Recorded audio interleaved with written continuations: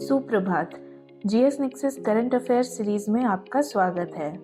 आज की सीरीज में हम यात्रा और पर्यटन विकास सूचकांक के बारे में जानेंगे, जिसमें 2024 में भारत ने 39वां स्थान प्राप्त किया है।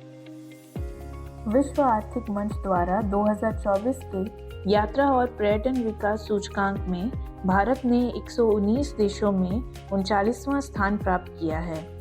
यह 2021 के सूचकांक में 54वें स्थान से उल्लेखनीय प्रगति दर्शाता है, जो महत्वपूर्ण प्रगति को दर्शाता है।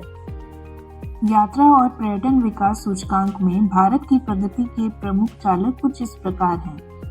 पहला, पर्यटन को बढ़ावा देने वाली सरकारी पहल।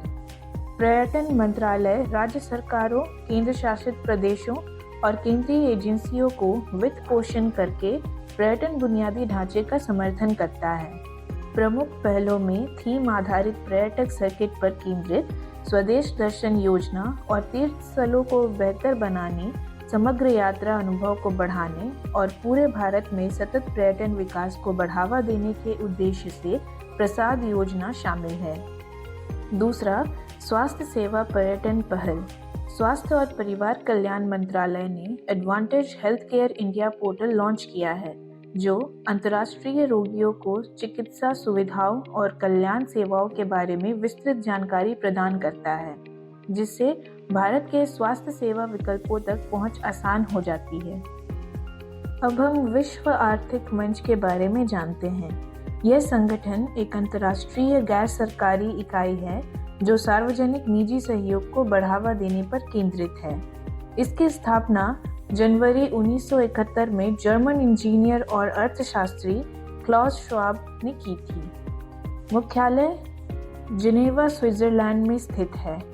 इसका उद्देश्य आर्थिक, सामाजिक और पर्यावरणीय चुनौतियों का समाधान करने के लिए सार्वजनिक और निजी क्षेत्रों के बीच वैश्विक सहयोग को बढ़ावा देना है।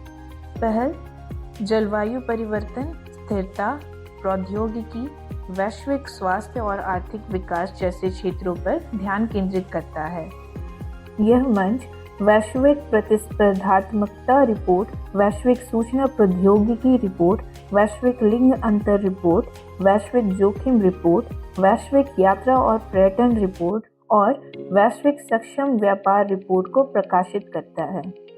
भारत सरकार ने पर्यटन को बढ़ावा देने के लिए कई पहल किए हैं, जिनमें शामिल हैं: पहला, स्वदेश दर्शन 2.0। पर्यटन मंत्रालय ने थीम आधारित पर्यटन सर्किट विकसित करने के लिए स्वदेश दर्शन योजना शुरू की, जिसके तहत 76 परियोजनाओं की मंजूरी दी गई। स्वदेश दर्शन 2.0 के रूप में नया स्वरूप दिया गया। इसका उद्देश्य गंतव्य केंद्रित दृष्टिकोण के साथ टिकाऊ, जिम्मेदार पर्यटन को बढ़ावा देना है। SD 2.0 के तहत विकास के लिए पूरे भारत में 57 गंतव्यों की पहचान की गई है। दूसरा पहल, देखो अपना देश।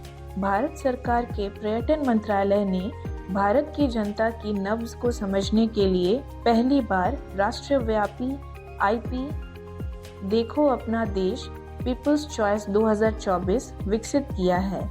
इस पहल की शुरुआत प्रधानमंत्री श्री नरेंद्र मोदी ने 7 मार्च 2024 को श्रीनगर में की थी। तीसरा पहल, प्रसाद। पर्यटन मंत्रालय ने चिन्हित तीर्थ स्थलों के एकीकृत विकास के उद्देश्य से तीर्थ यात्रा पुनरुद्धार और आध्यात्मिक विरासत संवर्धन अभियान पर राष्ट्रीय मिशन की शुरुआत की है। इस योजना का उद्देश्य चिन्हित स्थलों पर तीर्थ यात्रा या आध्यात्मिक पर्यटन अवसंरचना का निर्माण करना है। इस योजना के तहत कुल 46 परियोजनाओं की मंजूरी दी गई है। चौथा पहल, ई-वीज़ा। यह योजना भारत सरकार द्वारा 27 नवंबर 2014 को शुरू में 43 देशों के लिए शुरू की गई थी। यह योजना 167 देशों के नागरिकों के लिए ई-वीज़ा प्रदान करती है। ई-वीज़ा योजना एक ऐसी प्रणाली है जो यात्रियों को कुछ देशों की यात्रा करने के लिए ऑनलाइन वीज़ा के लिए आवेदन करने की अनुमति देती है। ई-वीज़ा योजना का लक्ष्य वीज़ा प्रक्रिया के लिए आवश्यक समय और प्रयास को कम करना है। पांचवा पहल, आतिथ्य उद्योग का राष्ट्रीय एकीकृत डेटाबेस। यह प्रौद्योगिकी संचालित प्रणाली आतिथ्य और पर्यटन क्षेत्र में व्यापार करने में आसानी को बढ़ावा देती है। घरेलू प्रचार एवं आतिथ्य साहित्य प्रचार योजना। यह योजना पर्यटन से संबंधित कार्यक्रमों के आयोजन के लिए राज्यों और केंद्र शासित प्रदेशों को वित्तीय सहायता प्रदान करती है।